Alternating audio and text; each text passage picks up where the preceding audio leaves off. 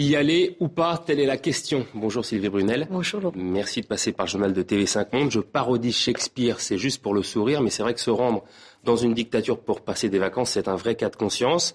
Vous êtes géographe. En 2006, vous avez publié Planète Disneylandisée.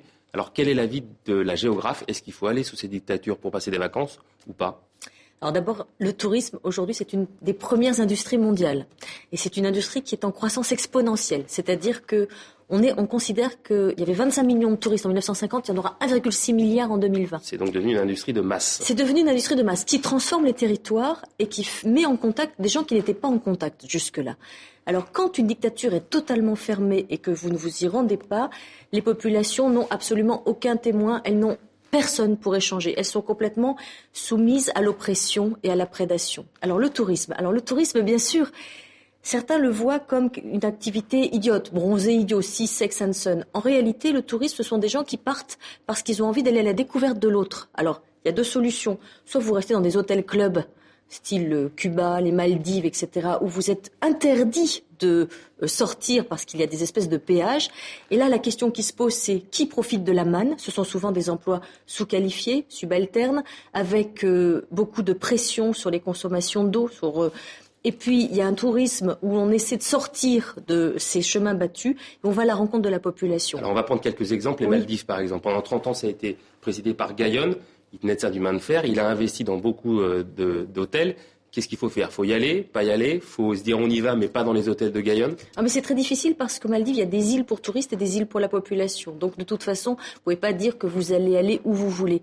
Alors, moi, j'ai tendance à dire qu'il faut quand même y aller, qu'il faut ouvrir les yeux, mais qu'il faut essayer de ne pas faire payer du tout compris en France, parce que quand on arrive, la population locale bénéficie très peu. On considère que quand vous faites all inclusive, la population bénéficie de 5%.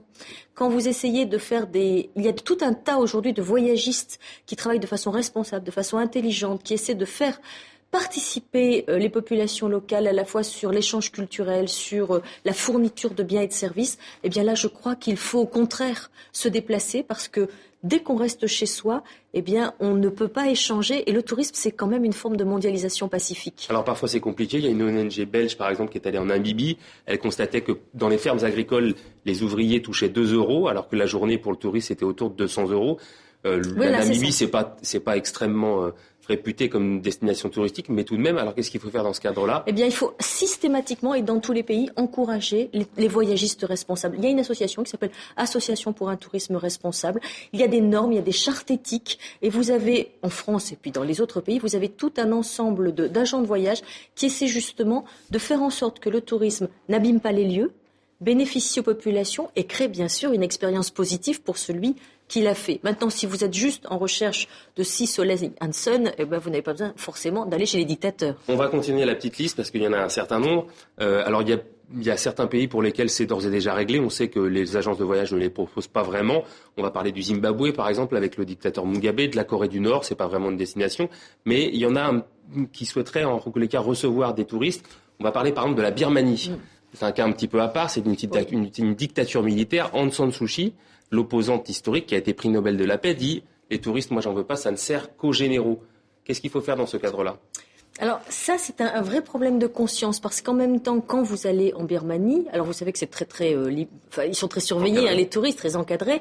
Vous avez quand même la possibilité d'avoir des échanges, de parler avec la population, ce qui n'est pas le cas en Corée du Nord. C'est vraiment totalement différent.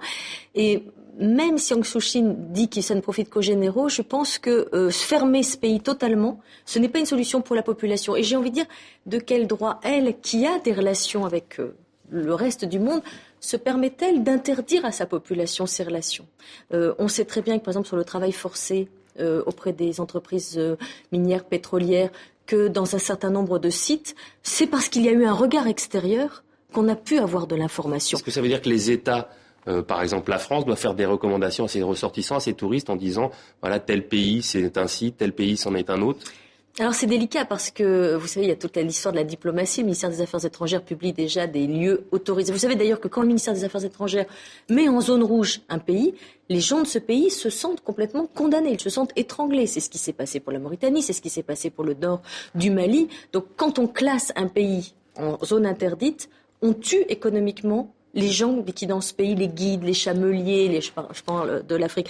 Donc ce n'est pas vraiment au ministère des Affaires étrangères de faire des recommandations, c'est vraiment aux médiateurs entre ceux qui veulent partir et les populations locales, que sont les organismes professionnels, de faire leur travail, alors, comme les ONG. Il y a une autre catégorie de pays qui n'est pas si loin de ça que nous. On va parler de l'Europe, par exemple. Il y a eu des exemples restants dans l'histoire contemporaine, la Grèce ou l'Espagne, la Grèce des généraux, l'Espagne de Franco. Ils se sont ouverts grâce au tourisme, un peu, beaucoup. Le tourisme, c'est le ver dans le fruit. C'est-à-dire qu'à partir du moment où une dictature accepte de recevoir une population extérieure, il y a forcément tout un ensemble d'informations qui transitent. Et souvent, les dictatures fonctionnent en contrôlant l'information. C'est-à-dire qu'elles disent en gros aux populations, vous êtes dans une situation difficile, mais c'est encore pire ailleurs, et nous vous apportons finalement ce qu'il vous faut. Et dès qu'on peut parler, c'est ce qui s'est passé à Cuba, parce que Cuba a été très largement, non pas développé, mais a été libéralisé par le fait que des gens du monde entier sont venus à Cuba et ont commencé à avoir ces échanges culturels. Donc moi, je pense qu'il ne faut pas s'interdire d'aller dans un pays dirigé par un dictateur, mais il faut le faire dans une relation qui soit une relation de rencontre, dans une relation où on essaie de faire bénéficier les populations locales de ce qu'on apporte dans tous les domaines.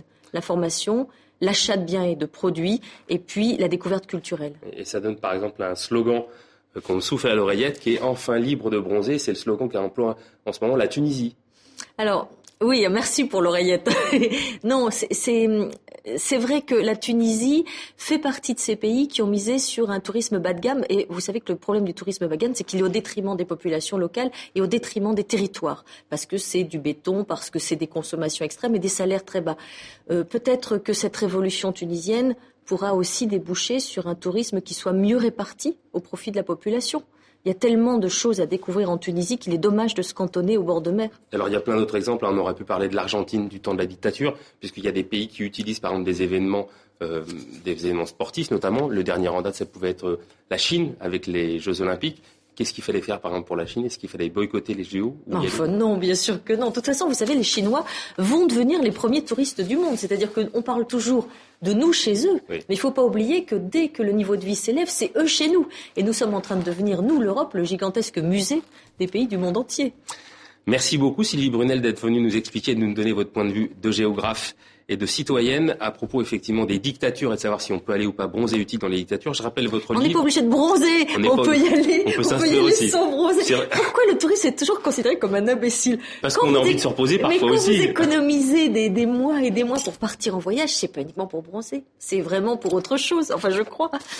La planète disneylandisée, c'est aux éditions Sens Humaines, c'est sorti en 2006. Et puis votre dernier ouvrage, Sylvie Brunel, c'est Le voyage à Timimoun, c'est aux éditions Jean-Claude Lattès. Voyage en Algérie. Si on souhaite avoir des réactions, il y a une adresse pour tout le monde, c'est votreavis@tv5monde.org. Merci. Fin de ce journal.